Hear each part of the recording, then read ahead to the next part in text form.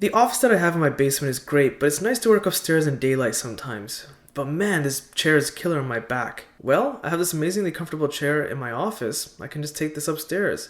And I will ironically destroy my back as I lug it up the stairs, but what do I use downstairs in the office now? Hey, welcome guys. In this video I'm doing a review of the Vartan gaming chair. Specific model is 53303. Before going any further, I just want to throw it out there that this is actually a Staples branded chair. It's not indicated anywhere on the box. I only found out once I opened the manual. But is that a bad thing? Some of the results might actually surprise you. Just simply looking at it, it's easy to tell this is definitely a gaming chair, based on its shape, design, and colors used.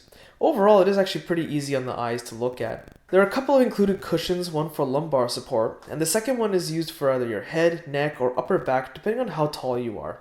There's plenty of adjustable features, one for height adjustability, ranges in about 4 inches. Now that doesn't sound like a lot, but believe me it is, since that height is related to how long someone's leg is from their feet to their knees.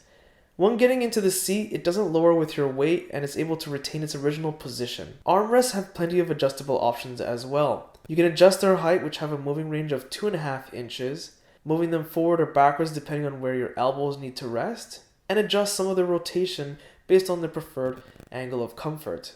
The entire backrest can recline between 85 to 45 degrees using the reclining lever on the right side. Reclining all the way back can be surprisingly comfortable, and the base of the chair is able to nicely balance out my weight, so no fear of falling backwards.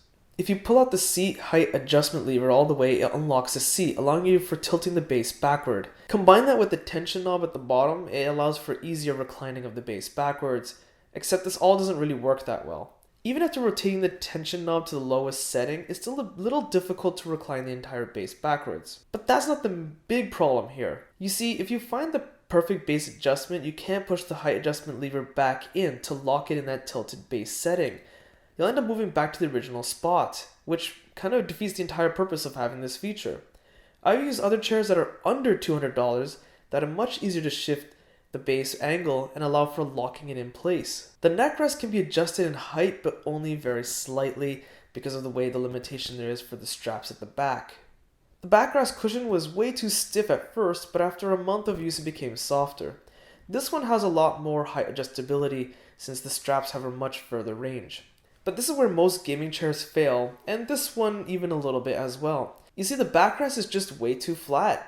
There's hardly any cushion there and needs a bit more softer structure. I never understood why most gaming chairs do that. It would eliminate the need for many people to use the backrest cushion altogether. The biggest question after all these functions are being displayed for you guys is the chair actually comfortable? For myself, it's pretty good. Not the best, mind you. You see, the chair I was hauling upstairs at the beginning of the video was regularly priced at $350 and it was on sale for $150 and is way more comfortable than this one. In fact, more comfortable than some $1,000 chairs that I've sat in. This gaming chair doesn't compare to the one that I took upstairs, but remember that my opinion will differ from others as some people have different body structures than me or weaker backs. Basically, everyone is different. This chair might be good for most, but not all people. However, you can say the same thing for all chairs ever made in the entire world. Simply put, everyone is different in body structure and comfort. I'm 5'7" and weigh about 176 pounds. The part where your butt rests and the wings at the back don't bother me as I feel pretty well within them.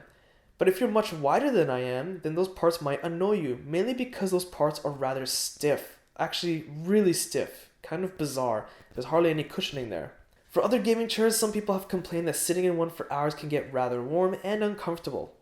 I haven't had an issue with this one even when editing videos for 4 hours straight before taking a break for a snack.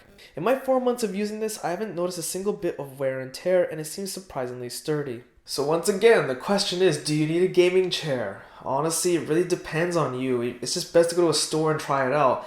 This one is pretty comfortable for me. It's a pretty reasonable price tag and really shocking that it came from Staples, but they did a pretty decent job. The debate of having a gaming chair or not, well, it depends on person to person. Some people find them comfortable, some people don't.